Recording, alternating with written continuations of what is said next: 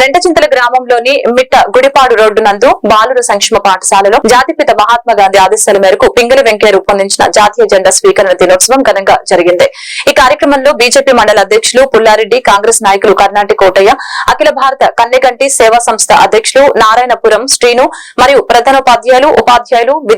విద్యార్థులు ఈ కార్యక్రమంలో పాల్గొన్నారు.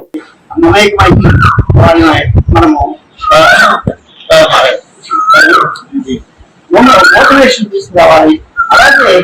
మూడోది తల్లిదండ్రులతో కలిసి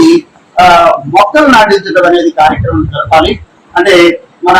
విద్యాలయాల్లో కానివ్వండి, మన యొక్క వీధుల్లో కానివ్వండి, లేదా గ్రామాల్లో కానివ్వండి, మొక్కలు అనేవి కంపల్సరీ నాటాలి అనేది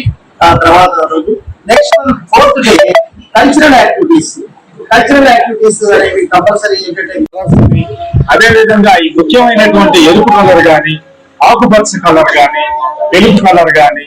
బ్లూ కలర్ కానీ, వీటన్నిటిని కూడా పరిగణలోకి తీసుకొని అన్ని దేశాల జెండాలను పరిశీలించి మరి దీని మీద ఒక పెద్ద ఎక్సర్సైజ్ కసరత్తు చేసేసి జెండాని రూపొందించడం జరిగింది. అయితే జెండా ఆయన ఎరుపు రంగు, అదే విధంగా మరి గ్రీన్, అది ఆకుపచ్చ రంగు, ఈ కలర్స్ తోని జెండా రూపొందించి దానికి చెరకాన అంటే నూలు ఒడికేటటువంటి యంత్రం, చక్ర యంత్రం, మరి ఆ యంత్రాన్ని మరి మహాత్మా గాంధీ గారికి సమర్పించి మరి నా నివేదిక నేను అందిస్తున్నాను, ఈ జెండాని ఈ విధంగా రూపొందించాను అంటే మళ్ళీ మహాత్మా గాంధీ గారు దానికి చర్కా స్థానంలో మనకిప్పుడు అశోక చక్రాన్ని 22 ఆకులు దానికి సంబంధించి, అదే విధంగా తెల్ల కలర్ కూడా తీసుకోవాలి. అప్పుడు భారతదేశం లౌకిక రాజ్యం అవుతుంది. ఎరుపు రంగు ఆ కాషాయ రంగు వచ్చేసి హిందువులకు సంబంధించి,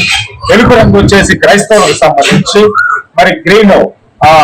ఆకుపచ్చ రంగు వచ్చేసి ముస్లింకి సంబంధించి, ఈ దేశం అందరిది, ఈ జాతి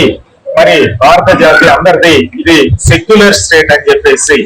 మరి జెండాని ఈ విధంగా రూపొందించమని, దీనికి సైజు కూడా కేటాయించి 3 భాగాలుగా ఉండాలని చెప్పేసి, తెల్ల భాగంలో మరి మధ్యలో ఉన్నటువంటి తెల్ల భాగంలో మరి బ్లూ కలర్ లో, నీలి కలర్ లో దాన్ని అశోక్ చక్రాన్ని ఏర్పాటు చేయాలని చెప్పేసి సారనాథ్ నుంచి దాన్ని రూపొందించి మరి జాతీయ జెండాని ఆయన చాలా చక్కగా ఏ దేశంకి లేని విధంగా అందమైనటువంటి దేశంలో ఉన్నటువంటి ప్రజలందరినీ కలిసే విధంగా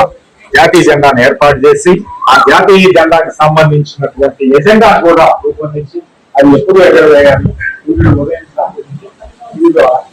తర్వాత అది కూడా జెండా వచ్చేసి 3 ఇంచుల